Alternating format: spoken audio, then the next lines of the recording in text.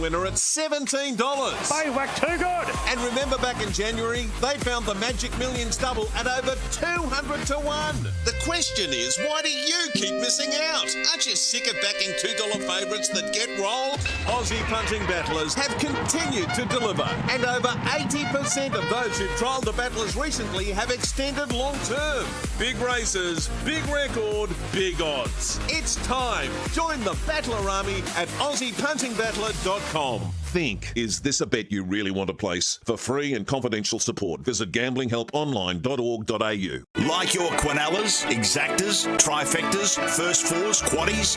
This Saturday with Bet365, you'll be paid out at the highest national tote for all the exotics at Flemington, Randwick, Eagle Farm, Morfordville and Ascot. That's 48 races. Because it's never ordinary at Bet365. Selected meetings and eligible customers only. Terms and conditions apply. Chances are you're about to lose. For free and confidential support, call 1-800-858-858 or visit gamblinghelponline.org.au. Grace Ramage here, and joining me is Fiona Blair. It is a huge day of Group 1 action this Saturday. We've got the Australian Guineas at Flemington and 2 Group 1s at Randwick Fee. We cover it all in this week's episode. The autumn racing is really starting to heat up now, Grace, but if you want to catch our episode this week, you can tune in this Saturday at 6:30am on RSN, or if you can't wait for that, check us out on Apple Podcasts and Spotify now. Just search for Ladies Who Punt. On RSN Racing and Sport, it's time for the grey areas with Jason Adams and George Ferrugia. The kid was a human dynamo. Are you sure you're talking about George? George of the jungle, friend to you and me. Good afternoon, everyone, for another episode of Grey Areas. I'm here today with, of course, John Henry, the great John Henry, and Corey Smith, who's filling in again for Jason, who's having a little bit too much time off now, I would suggest. But how are you, mate? Going well. I've got it on good authority. He's not happy that I brought up the temperature of his steak. Really? He's cracked the sads and said, Corey, you're staying on for this week. I just need a couple more days off. And, of course, we say that in jest about him taking time off because he's one of the hardest working people we probably both know. He's fantastic at what he does. Mate, it was a big show. We tried to fit probably more in than we could. Yeah. It's one of those sandwiches you make and all the crap falls out the bottom of it. But it's like every time I try and make a burrito, you can't actually wrap it, and then you're trying to wrap your hands around it, and you're just shoving it in the gob, and then you get a bit of a gut ache because you've scoffed it all in too quick because it's falling everywhere. Or trying to eat a Whopper while you're driving with one hand. It's very, very tricky. It is. It's not easy. So I guess I bring that up because we sort of didn't touch on one of the Group 1 winners, and that was Unreal Speed. It was something that you wanted to discuss in regards to the training performance, and on the back of that, we want to lead into a question, hopefully, for some of our listeners. Yeah, I was speaking to you off air before we came on about the best training performances that we've seen. And in greyhound racing, there's been plenty of good performances. I think of, in recent times, Drill Sergeant managing to win a Group 1 and going on to become the dog that he was, given the fact that he wasn't exactly chasing early on. He chucks the blinkers on. Shane Drummond gets him to just perform week in, week out. And there was plenty of knockers on Drill Sergeant, but he had one hell of a career. And that's probably one that comes to mind. I'm sure you've got plenty that go back a little bit further than that. And then if you go cross codes, one that sticks out in my mind, I think it was Sir Pentire back in 2009, first up in a Grand Annual, which is absolutely phenomenal as well. But this Unreal Speed training performance from Robbie Britton, it was unfathomable for me. 8 months off, then goes into a Zoom Top, which was a bit of a speculative sort of nomination, but given the lack of nominations, he gets a run as that X Factor dog, and he runs awesomely. He was supreme. He ran, I think it was third in the Zoom Top, and then he backs it up the next 2 weeks and comes out on top in a Group 1 Fanta Bale. For me, that just has to be one of the great training performances, particularly in recent memory. I think the writing was on the wall with that heat win, Corey. I think it was so impressive to be the fastest heat winner when he lobbed and was sort of 4 or 5 wide with a lap to go, and to still run the way he did was just incredible. And then in the final, when my girl led Groovebird and I seen Unreal Speed behind us, I might as well have just walked away because there is no way she is stopping him. And the pressure was on too early for her, but he was unbelievable. Interestingly, I was talking to Robbie Britton. You talk about the preparation. I was talking to Robbie Britton near the dais after his brother won the Australian Cup. And he said, I tell you what, it took so much out of him. Like, he was still pretty knackered probably 4 or 5 hours after the race. Like, he was he really took it out. That means he absolutely tried his heart out. They thought he was going to win by further, and I think he just got a little bit tired. But, you know, with that prep under his belt, obviously with the Galaxy coming up, he's a pretty special win. Talking about training performances, I think Robbie Britton's efforts around getting Fanta Bale to win an Australian Cup after she had stayed before that and even won over 600 metres was just incredible. I think that was a great performance. Have to go back to even a dog like Cantan Bale, Graham Bate, with all the injuries that greyhound had with fractures, to come back and I think win a second Warrnambool Cup was one of the bigger moments I've ever seen. So we'll ask some of our listeners if you've got some training performances in mind that you want to bring up. And, of course, one of our favourites, Tim from Kilsyth, it's straight on the front foot. Not about that, but g'day, boys. Should be a pretty cruisy show today. You only need to talk about one dog, and that's Tim Zoo. He will spank that field tonight. Of course, he's talking about Tim Zoo in a heat of the Horsham Cup. So, which we will rip through as well. But Johnny, what is the text line number for us? If we can get the listeners to kind of message in, let us know these sort of training performances, because I'm always intrigued about this sort of thing. Obviously, I'm a little bit younger than yourself, George, so I don't have the depth of knowledge going back probably far enough to really get to the bottom of these, but I'm sure there's plenty of smart listeners out there. So I'm looking forward to hearing some of these. We'll get that number to you as soon as I think I've got it here. 0416 90 50 52. So 0416 90 50 52. The best training performances that you have seen. Obviously, we're a greyhound show, so that's preferable, but I'm happy to go to any code with some of these because it's just an intriguing question, I reckon. It is. And rightly, we speak about Rob Britton. How about his resume as a staying trainer? Oh. Like, he's had the best days going around. And I keep speaking about Space Star, who I think is not spoken about in the same breath as some of these other greyhounds, but he was one of the best I've seen. Obviously, Fanta Bale, Tornado Tears, Nellie Noodles, who held the track record at the Meadows for a long time, would just drop back and absolutely fly home. She was a star.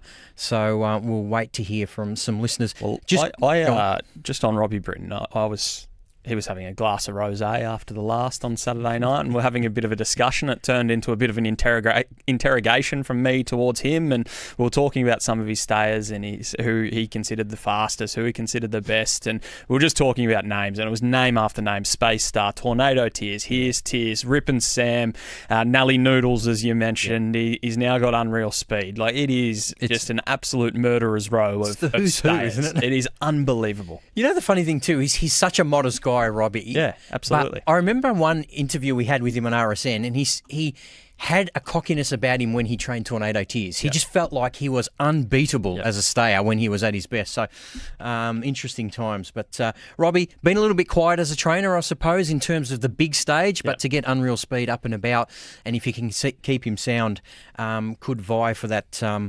all-important number one stayer in Australia, because we had Ethanol Water up there, didn't we, until this series where her form was a little bit patchy. Behind the boxes here at Healesville, John, shouldn't be too far before they start loading up, and of course race caller James Vandermart to take us through the action of race 5 at Healesville. And the favourite is out of the red, Brutal Power, currently at $3, and James in the first leg of the quaddie has got it on top, 1, 6, 3 and 2, his selections. Through the first 100 metres or so to the fave Brutal Power, and even out wide All in Ollie's dropping a bit in class and might be able to put himself into the race. They're moving in. So they're getting set now. Reserve number 9, No Manners, to start from box number 5, and they're just about set. The green light turned on, favourites in red, set. And they're racing. Brutal Power jumped well. Going out fast, Elsie Dreaming, though, is going to challenge and now take a narrow lead over General Winston, and Perfect Sell away quickly. They're followed by Why Not Jules, No Manners. A fair way off them now, Superfly Girl getting to the outside, and All in Ollie starts to charge home between them. It's General Winston, All in Ollie. General Winston just does enough, does the General. General Winston by a nose to All in Ollie, and Brutal Power was thumping home third in restricted room and eye-catching close. Fourth between Superfly Girl and Elsie Dreaming, and then Perfect Sell, Why Not Jules and No Manners. That was a clump of them as they hit the line. Time 19.76 for the General. for Paul Jones has kicked home to win this from All In Ollie, who was challenging big time in the last 2 or 3 hops, and another stride or two, and I reckon Brutal Power gets them both. It'll be 3 when the judge calls a halt the winner. That's General Winston for Paul Jones and the 4 Suit Syndicate. The Nardo Princess Margin has just been able to stave them off, and the number officially goes into the frame from 6 All In Ollie, who was charging home late. Hardstyle Rico Dancing Sienna for Greg Doyle, and Ardemoro was taking runs and spurting home at the end, and so was Brutal Power, just crowded up early. A putt by Hooked on Scotch, Love Made Me for Release Not at Carnegie. So it's 3, 6, 1. And 4th across the line will have confirmed. There was probably only 2.5 lengths first to last, so it was a keenly contested old finish. But number 3, General Winston, breaking to the lead, has done enough to win. Very close. 2 gets the 4th on the inside, Elsie Dreaming. So it's 3, 6, 1 and 2, and neck by neck in a grandstand finish. And we await the all clear on race number 5. James, thank you. So James has tipped another first 4 there. That's his 3rd or 4th first 4 today, as well as the trifecta, of course, in that first leg of the quaddie. They'll be in just a tick, and then back to George Ferrugia and Corey Smith again from the Meadows today. Is your co-host of Grey Areas. Here they are. Number 3, General Winston at $3.80 and $1.90. 6 All In Ollie at $1.10. 1 Brutal Power $2 and 2 Elsie Dreaming. The Quinella $14. Exacta $21. Trifecta $56. And James's first 4. $568, 3, 6, 1 and 2. The running double 4 and 3 has paid $40. Make sure you download the Bet365 app for this afternoon's quaddie action. Whatever the moment, it's never ordinary at Bet365. Chances are you're about to lose. Fantastic first 4 there for James Vandermart. Lentil burgers all round for the Vandermart family. After that, just quickly, in regards to training performances, one close to your heart here. Best training recently, Jess Hopkins getting Kenya All-Class back from Group 700 metre racing to make an Australian Cup. Fair effort by Jess. Obviously very close to my heart, me being a part owner of Kenya All-Class. Absolutely. And I could not speak of Jess more highly in terms of her training ability. She's an absolute star, and I think you're starting to see how good she actually is as a trainer, because she's getting some of the stock to come through now, including Kenya All-Class, and I reckon she's only won 1 Group 1 at this stage. I reckon she'll be winning plenty more, whether it be with Kenya All-Class or other dogs moving forward. She's very, very good at what she does. Terrific effort to run 4th in that Australian Cup when the heat was on, and his run home time, as we discussed off air, 11.70 odd, is just incredible. Insane. For Kenya All-Class. Of course, he's already sewn up a spot in the Sandgroper in the coming months. So looking forward to who he's going to be up against. We'll talk about that on Grey Areas extensively. Also, hey gents, showing my age here, but as a youngster, Bold Trees and Norma Cullig's effort with 4 consecutive Sandown Cups is a standout. Absolutely agree. They're pretty sure that dog recovered from a hock injury during that. I think he went for a 5th Sandown Cup after a hock injury as well, and got into the heat as well. So just an incredible performance. Bold Trees, obviously one of the greats of the sport. We've got another text message here. Hey boys, I backed Intrepid Bale last night. It's a good segue to talk about last night's meeting. Could not believe the price. Intrepid Bale getting up in race 6, paying close to $8, running 29.38. First split of 5.30, but not to worry. Intrepid Bale got through and was a fantastic win. There's another thing we were actually talking about before we came on is back markers and how sometimes they can be under the odds, so they don't become a bet. I think Intrepid Bale is probably a victim of that as well, where you see it go around at $8 and there's plenty of people that back it, but a lot of the times when you're doing your own markets or speed maps and you've got it back in the field, there's too many variables for you to back those sort of dogs a lot of the time, and I think Intrepid Bale is one of those, but it was certainly a very, very good performance last night. Especially box 6, Corey. It's tough, isn't it, when you're backing them there and they back mark. We cannot go without mentioning poor Ollie. Fantastic victory. Unbelievable. Look, he's always shown some really nice form, and he's got some good PBs to his name, but nothing like 29.12. I mean, that was just incredible. 5.06, he set the pace early, 18.66, but more importantly, his run home was very good in 29.12. Clearly the best of the night. Mark Delbury's got a nice little team at the moment. So that was Sandown Park yesterday.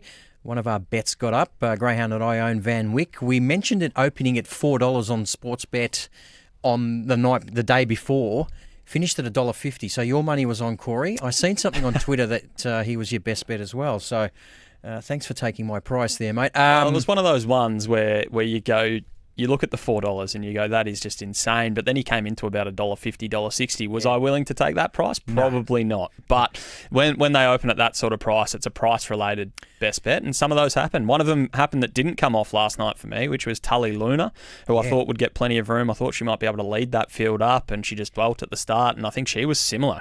She was in from about $3.60 into $1.60 or something, and just got no room in the early stages and didn't get the chocolate. So it can happen either way. Absolutely, mate. Absolutely. Sometimes things just don't go to plan, but hopefully the punter's got on, because we have been waiting for an inside draw with Van Wyck, and he certainly shows his best racing from there. Another text message. Geez, we're getting a lot of love here, probably more than when Jason is on there, but we won't tell him.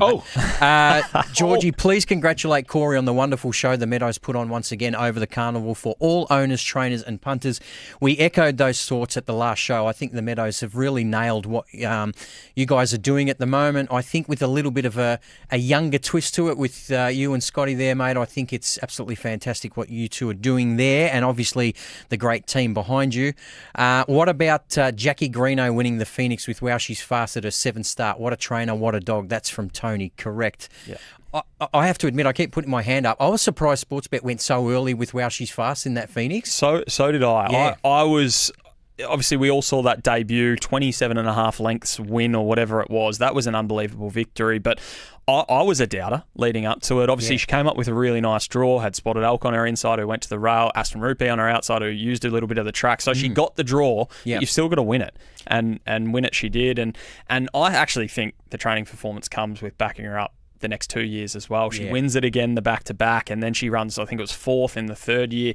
The Greenos are as good as it gets in terms of trainers. I think so. And that is a prime, almost a crowning example of how good they are. I think the way they handle big energy as well. Yep. I mean, the Greyhound wasn't able to really crack it for a big race. Look, I'm probably still racing, but the way they brought him back, the timing of it, to make another Melbourne Cup was just extraordinary. He wasn't able to do it. The box draws didn't work in his favour in that second one either. Another text message. Geez, I'll tell you what, Jess is getting some love here. Jess Hopkins would be one of the most underrated trainers and doesn't get the recognition she deserves outside of the injury. That's Pete from Lara. So, yep, these are not paid. We are getting SMSs naturally coming through here, Jess. Well, I've just copped a message from a good friend of the show, an avid listener. He's a big fan of the show, arguably the number one ticket holder, usually when Patch is on, not me. But Jared Sharper's message, and he goes, "You've managed to get your dog into the conversation yet again. Was that you texting into the text line?" Well, he would know about that. he would know about that because he would love us to talk about his dogs and he'll love that shout out too. His head is enormous as is. I don't think he's going to be able to get through the hallway now after that. Bit of a rough head too. Yeah, it's not easy to look at. Should we go through Horsham? What are we doing? Let's rip through Horsham. I think we need to straighten this show up a little bit, but it's not a bad program at Horsham tonight. Obviously, Horsham's not the first place that you think of when it comes to seeing superstars go around, but I think they'd be pretty happy with the heats that they have at the moment. Small fields, but they're chock full of quality. And speaking of quality, heat number 1, you've got Hotel Whiskey 1 on top. Awesome Avenger. Fernando Phil, who we spoke about the other day as well. This is a fun heat, this one, Georgie. Well, it is. And Hotel Whiskey 1 opened around, $1.80, $1.90 into $1.50. I think that's understandable, Corey, isn't it? Yep. Considering the 2 fields that he's led at the Meadows. I mean, that last 50 metres was the only thing. I mean, he turned for home in front against quality opposition, probably none better in Australia at the moment. 1-turn track. I know Horsham's a long straight, but you'd suggest he'd be able to get out to a nice lead here and be very, very hard to beat. Do you have any concerns with him? Obviously, that long straight at Horsham, he's a dog that needs to get out in front and break their hearts in the early stages. He's probably going to get tired late over the 485. Yeah. I know it's 40 metres less, but it's arguably just as tough a run at Horsham as it is at the Meadows. I think his form centred around Hobart is enough for me to suggest that this 1 turn will certainly suit him. And as I said, Anthony's got this greyhound going very, very well. It was just a thing where Tim Zoo was just a little bit too close, and we've seen Tim Zoo sort of back up the form line the week after, and in the Australian Cup, by the way, too. So, no, look, $1.50 is little bit too short for me now, but I would have thrown him in a multi at $1.90 for sure. If I was having an actual bet in the race, I'm probably going with Utrillo Bale to place. It's been in phenomenal form, and I think the 1 and 2 will be out in front of it. Yeah. The one Hotel Whiskey one we know likes to use a bit of the track, so there might be a bit of a paddock for Utrillo Bale to work in. It's been racing over the 595 as of late and running really good races behind the likes of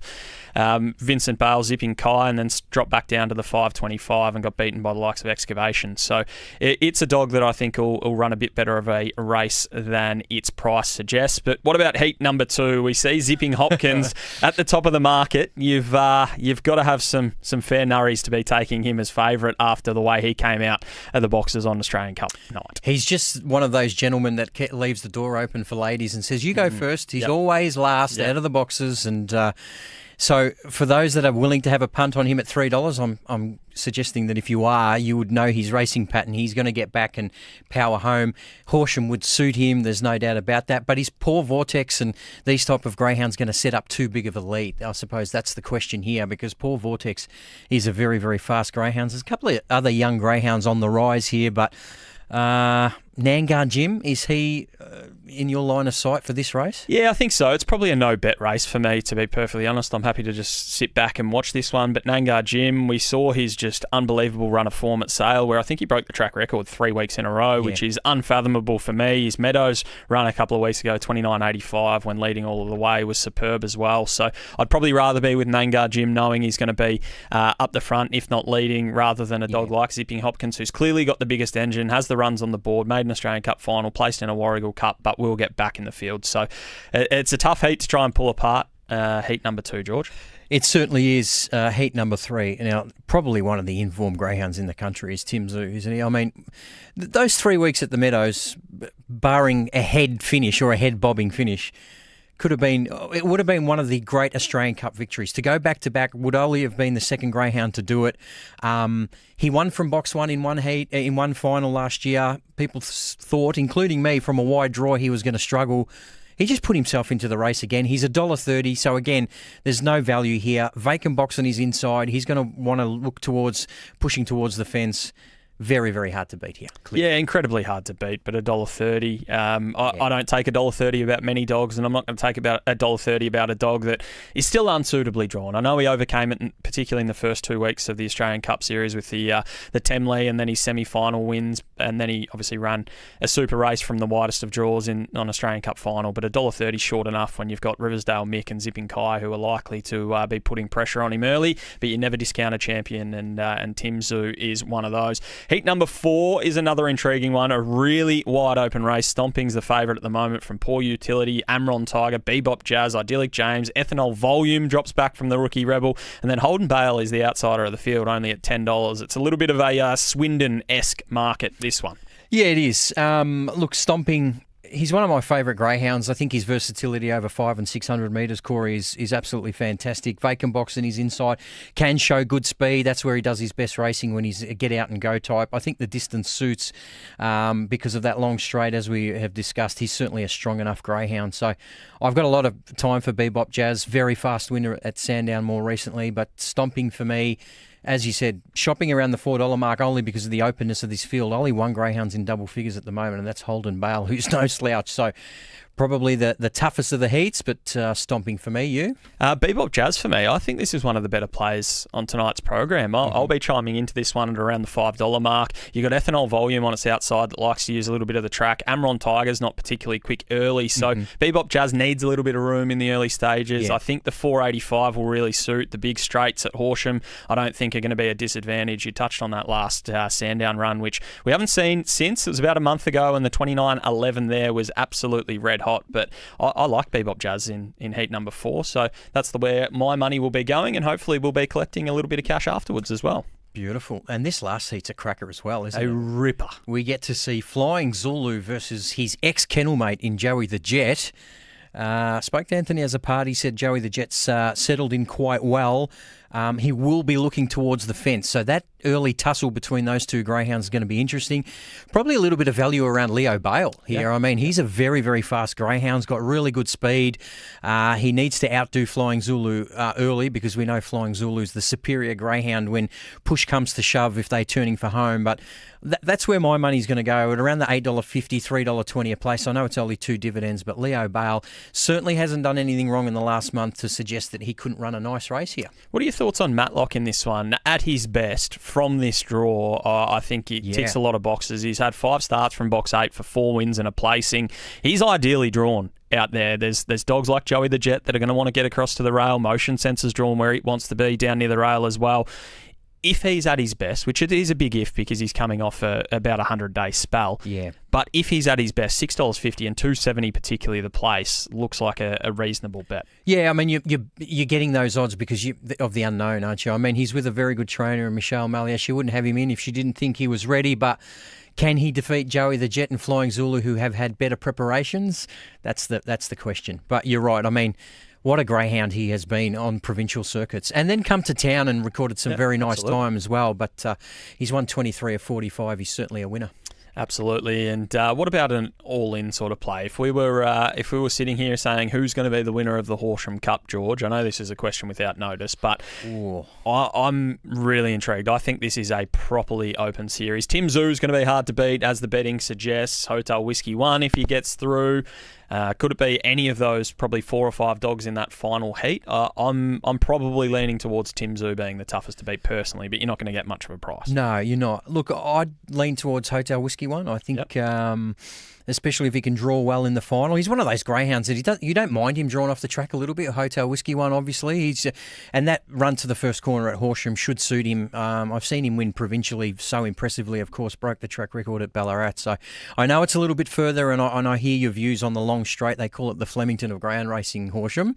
Doesn't feel like it when you're there. No, you're right. But yeah, look, if I'd have to have a play, it'd probably be him. Good race, a good series. 5 heat winners and the 3 fastest thirds get through to the final. I know we're going to get to Healesville very shortly, but just on that, they got 5 heats with smaller fields. Would you rather see them condense it into 4 heats so you know it's top 2 to get through? No, I don't mind. You don't mind? It. Yeah, it's not too bad. Yeah, it's okay. You want the 4 heats? I like the 4. I like the clean nature, particularly if you're running a box draw after the last. It's a bit easier rather than going back on the times because you start second-guessing yourself and all that. But True. We'll head to Healesville very shortly. It's a big week at Healesville. We've got the Emerald coming up on Tuesday where Jason Adams and myself will be on course doing extended Sky coverage. But for now, let's head to James Vandermart for the call of the 6th race at Healesville.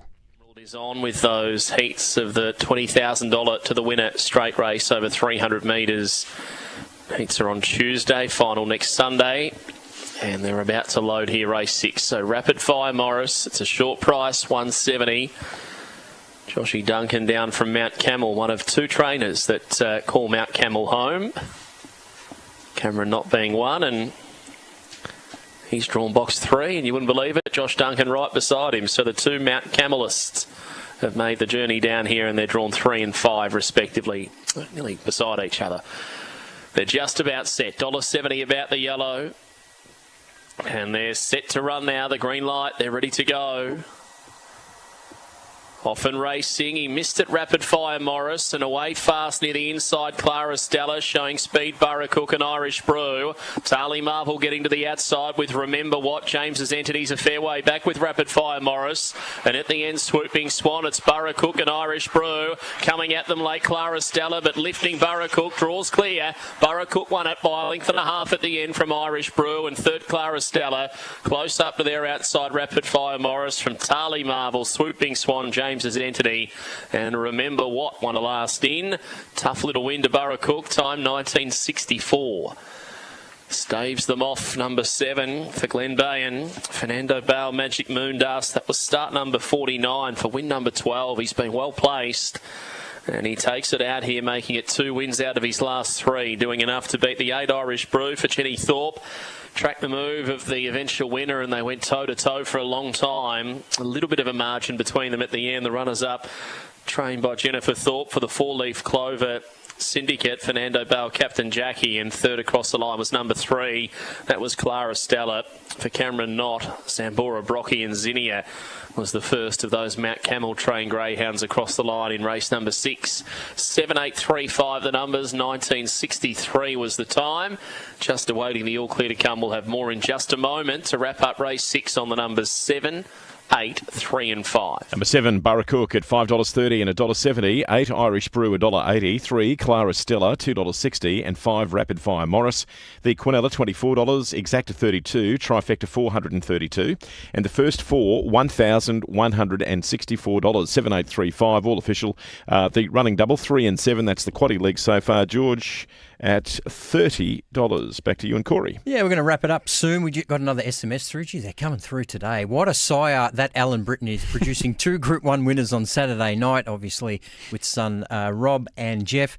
And Linda probably trained a stack of winners at Cannington as usual also. So that is absolutely fantastic. I tell you what, after he won the Australian Cup, I kissed Jeff Britton on his head, and it is a really round sort of bonce. He looks like Carl Pilkington, who is a sidekick of Ricky Gervais. Yeah. I keep saying that to people, and they go, who? Surely you've seen Carl Pilkington. Anyway, that is true. Alan Britton certainly threw on. Now, are we going to get to some tips? What are we doing? let's rip into some tips at the Meadows, because you dominated last week. You batted at 50% last night. Yeah. So I'm looking forward to finding out what you're keen on at the Meadows tomorrow night. At your home track while you're deck. Having a sip of something at Dramana. I will be having a few frothies or some wines or the likes. Beautiful. And I'll be enjoying myself, but I won't be at the Meadows to enjoy the festivities there. But hopefully plenty of people get along anyway. Yeah, listen on RSN. Race 7, number 3, Lakeview Emily. Interesting to see how she goes after that fall at the Meadows, but she came back provincially. They probably did the right thing, taking her back onto a provincial track. Absolutely flew at Shepparton, was fantastic. So I've got her on top. I know she's got Giacomo and Where's Poppy on her inside, but pound for pound, she's the best greyhound in that race, and I think she'll be hard to beat. Very well placed, I think, as well. By Team Whelan, who do a fantastic job travelling from Meetung. Yeah, one of the beautiful parts of Victoria, Meetung. Absolutely it is. Race 9, number 2, Paul Pasadena. Eye-catching placing on Wednesday. Gave them a bit of a start, got to the line really nicely. Has already broken the 30-second barrier at the Meadows. There's a little bit of speed drawn next to it, but if it can get into a nice enough position, I think race 9, number 2, that hopefully we can get some each-way value. Race 12, number 1, Panama Road, I think will be hard to beat. Drawn well, nice provincial form. Some okay efforts at Sandown. I just think it'll get the nice run here from the red with Rocky Crisafi and be hard to beat. Now, we have an obscure bet every Friday. This is what I tune into this show for. Okay.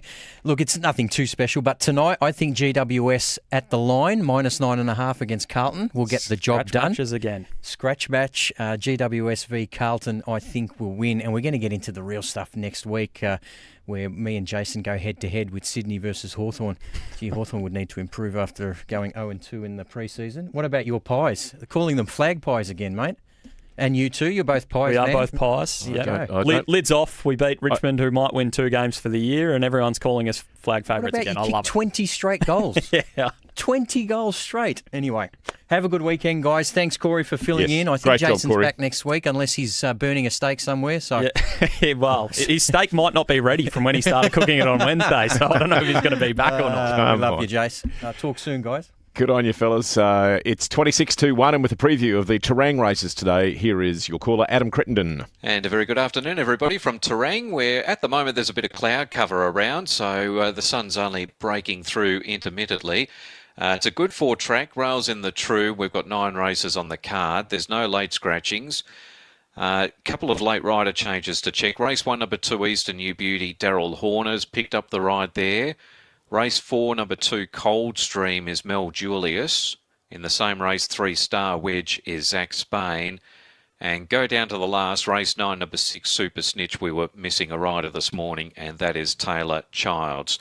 Just back to Coldstream. Coldstream was a late scratching at the gates at Kyneton yesterday, so will be vet checked upon arrival here at the track to take its place today. That's race 4, number 2.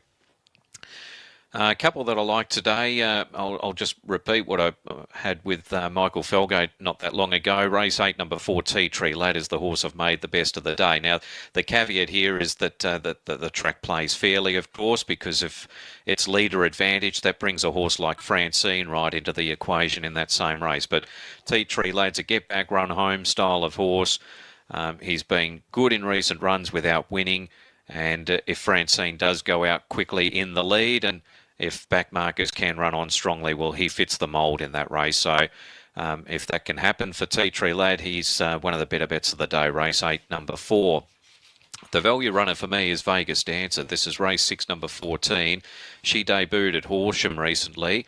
Now, she drew a wide gate from the 1400 start, and they snagged her back to last, and she was just hitting the line nicely at the end of the race. So the bigger track is going to help her. She draws a better gate, and she goes up in trip from 1400 to 1600 on a bigger track, which I think will help her too. So I think there's a few things going for Vegas Dancer there, and she's at a nice each-way price there, race 6, number 14. The quaddie today's got a couple of hard legs, so that's bumped up the price of it a bit. First leg 2, 5, 7, 11, 14. Second leg 3, 6, 8, 10. Just numbers 1 and 4 in the third leg. And the last leg 2, 3, 4, 6 and 12. That's a $200 starting point, but of course you can flexi it any way you like. So that's a look at the afternoon ahead of us here at Terang. Just a little bit of cloud cover around, but certainly no rain. It's quite pleasant enough at the moment. Tracks are good for, rails in the true, and we'll be back pretty soon. 12:40 starting time, race 1.